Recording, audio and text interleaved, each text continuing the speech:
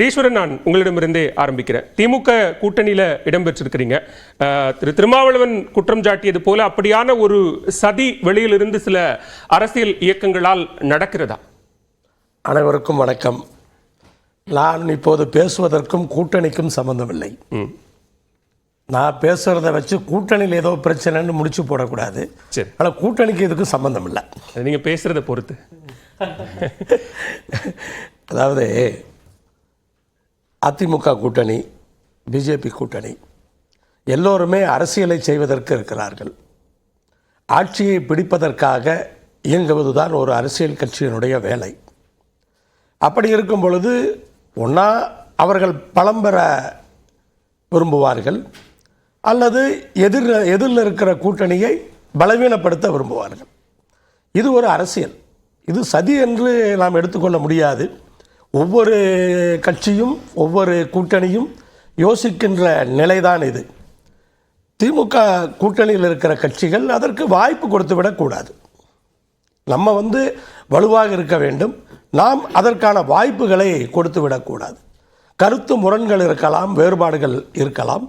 ஆனால் எதிரில் இருப்பவர்கள் நம்மை உடைத்து விடுவார்கள் என்ற சந்தேகம் வருகின்ற அளவிற்கு நாம் வாய்ப்பு தர வேண்டிய அவசியம் இல்லை. ஒவ்வொருத்தருக்கும் கருத்து முரண்பாடு இருக்குது. ஒரு உதாரணத்துக்கு எடுத்துக்கொண்டால் கூட அருந்ததியர் உள்ளொதுக்கீடு அப்படின்னு எடுத்தோம்னு சொன்னால், நான் எங்களுடைய கட்சி அருந்ததியர்களோடு நின்று நாங்கள் போராடுகிறோம். 3% 6% மாற்ற வேண்டும் என்று நாங்கள் குரல் கொடுக்கிறோம், சட்டமன்றத்தில் பேசுகிறோம், உறுதுணையாக இருக்கின்றோம்.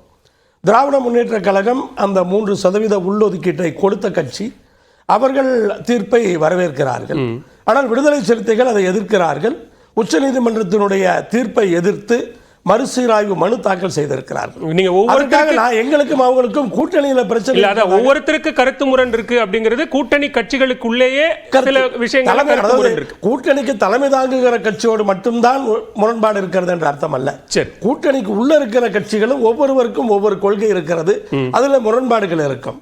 ஆனால் ஒரு கூட்டணி என்று வரும் பொழுது எல்லோரும் அந்த புரிதலோடு இருக்கின்றோம்.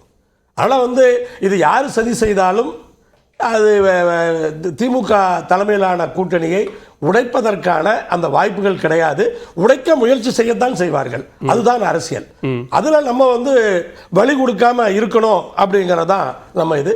இந்த நேரத்தில் விடுதலை சிறுத்தைகள் கொஞ்சம் ஒரு 2 வார காலமாக அந்த வாய்ப்பை கொடுத்து விட்டார்களோ என்ற ஐயப்பாடு கூட எனக்கு எழுகிறது.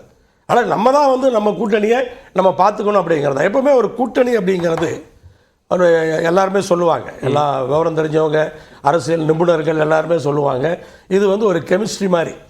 தனித்தனியாக ஒரு கட்சி நிற்கிறப்ப ஒரு தனியான ஓட்டு வேற. ஆனால் ஒரு எந்த கூட்டணியில் இருக்கிறோம், எப்படி இருக்கிறோம் அப்படிங்கிறத பொறுத்து தான் அந்த வாக்குகள் எல்லாம் கன்சால்டேட் ஆகும்.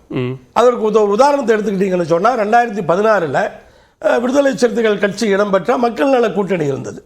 எல்லா கட்சிகளும் தேமுதிக, மதிமுக, கம்யூனிஸ்டுகள், தமாக, இப்படி எல்லாருமே சேர்ந்து அன்றைக்கு எடுத்த வாக்குகள் 5.46 நினைக்கிறேன். அவ்வளோதான் அவங்க எடுக்க முடிஞ்சது. ஏன்னா அந்த கெமிஸ்ட்ரி அப்படிதான் இருக்கும். ஆனால் இன்றைக்கு நம்ம கூட்டணியில் இருக்கிறோம்னா நம்ம தனி பலத்தினாலதான் என்னாலதான் கூட்டணி, என்னாலதான் அப்படி எடுத்துக்க வாய்ப்பே இல்லை.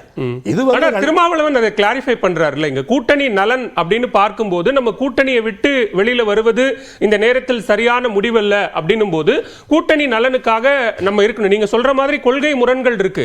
ஆனா கூட்டணி அப்படின்னு வரும்போது அந்த கூட்டணியை தொடர்ச்சியா எல்லா தேர்தல்களிலும் ஒரு தொடர் வெற்றியை பார்த்துக்கிட்டு இருக்கிறோம். அப்போ வெளியிலிருந்து நீங்க சொல்ற மாதிரி அரசியல் நடக்கும், அரசியல் சதிகள் நடக்கும்.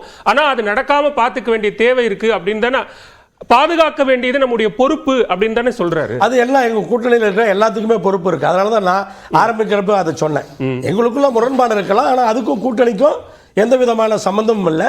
அதே சமயத்தில் கூட்டணிக்கு தலைமையேற்கின்ற கட்சிக்கு சங்கடங்களை ஏற்படுத்துவதையும் நம்ம யோசித்து தான் பார்க்கணும். நெருடல் ஏற்படுகின்ற விஷயங்களை நாம் கையில் எடுத்தாலும் அது நெருடல் இல்லாதவாறு அதை நம்ம கவனிக்கணும். அந்த வேலைகள் நம்ம செஞ்சுதான். இப்ப நீங்க சொல்ற எதிர்க்கட்சிகளினுடைய அரசியல் அப்படிங்கிறது தேர்தல் களத்துல வெற்றி தோல்விதான். அப்ப அந்த வெற்றி தோல்விக்காக எதிரணியில் இருக்கக்கூடியவர்கள் இந்த கூட்டணியை கலைக்கணும். அது மிக சமீபத்தில் சொல்லணும்னா பாராளுமன்ற தேர்தலுக்கு முன்னாடியே திமுக கூட்டணியில் இருந்து இந்த கட்சி வரும் அந்த கட்சி வரும் அப்படின்னு தொடர்ச்சியா பேசப்பட்டது. அப்போ சட்டமன்ற தேர்தலுக்கு முன்னாடி அப்படியான ஒரு நரேட்டிவை ஒரு 1.5 ஆண்டு காலத்திற்கு முன்னாடியே அமைக்கணுங்கிறது தான் எதிர்க்கட்சிகளினுடைய பார்வையா இருக்கும். அதை அவங்க இப்பவே தொடங்கி இருக்காங்கன்னு தானே பார்க்கணும். இந்த கட்சி வரும் அந்த கட்சி வருங்கிறதெல்லாம் புதுசல்ல. எல்லாம் ஒவ்வொரு தேர்தலையுமே அப்படிதான் இருக்கு. தேமுதிக கடைசி நேரம் வரைக்கும், பாமக கடைசி நேரம் வரைக்கும் இப்படி எல்லாம் இல்லாமலாம் இல்லை. இது ஒன்றும் புதிதல்ல. ஆனால் ஒரு தேர்தலில் இந்த கட்சி வரும் அந்த கட்சி வரும், அவங்க கூட்டணியை வலுவாக்குறதுக்கு அவங்க என்ன வாழும் செய்யத்தான் செய்வாங்க. அதை நம்ம சதின்னு எடுத்துக்க வேண்டிய அவசியம் இல்லை. அதுதான் அரசியல். ஓகே, தொடர்ந்து பேசலாம். முதற்கட்ட பார்வையை எடுத்துக்கிற திரு வன்னியரசு, இது சதின்னு எடுத்துக்க வேண்டிய தேவையில்லை. எதிர்க்கட்சிகள் இது அரசியலா செய்யறாங்க. கடந்த 2 வார காலத்துல அப்படியான ஒரு தேவைக்கு வீசிக்க இடம் கொடுத்து விட்டதா அப்படிங்கிற ஒரு கேள்வியும் திரு ஈஸ்வரன் எழுப்புறேன். இல்லை, 2 வார காலம் இல்லை, 2021 கூட நீங்கள் அப்படி கூட சொல்லலாம். ஏன்னா விடுதலை சிறுத்தைகள் கூட்டணியில் இருந்தால் கூட எப்போதும் உரிமைகளை நாங்கள் விட்டு கொடுத்ததில்லை. இப்போ கொடியேற்றுதல் பிரச்சனையாக நாங்கள் அதை எங்கேயும் விட்டு கொடுத்ததில்லை.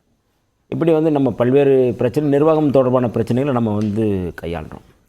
2021 நம்ம திராவிட முன்னேற்ற கழகத்தோடு கூட்டணி அமைக்கும் பொழுது எங்களுக்கு கொடுக்கப்பட்ட தொகுதி 6 தொகுதி தான்.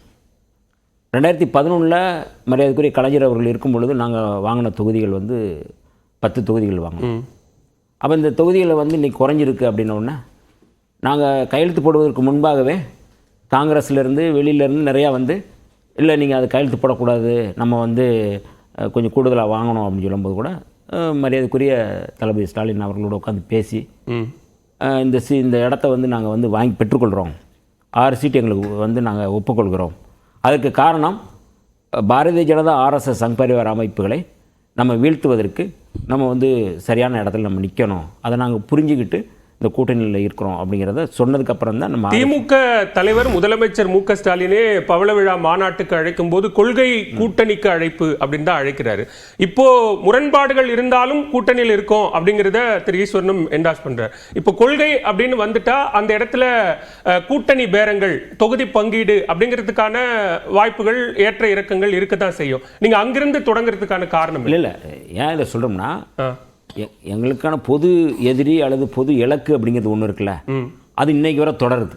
ஓகே, நீங்கள் 6 சீட்டு தான் அப்படின்னா எங்களுக்கு இடங்கள் தான் முக்கியம்னா நாங்கள் அன்றைக்கே நாங்கள் முறிச்சிட்டு வந்திருப்போம். ஆனால் எங்களுக்கு இலக்கு முக்கியம், எங்களுக்கு தமிழ்நாடு முக்கியம், எங்களுக்கு தமிழ்நாட்டு மக்களுடைய உரிமை முக்கியம்.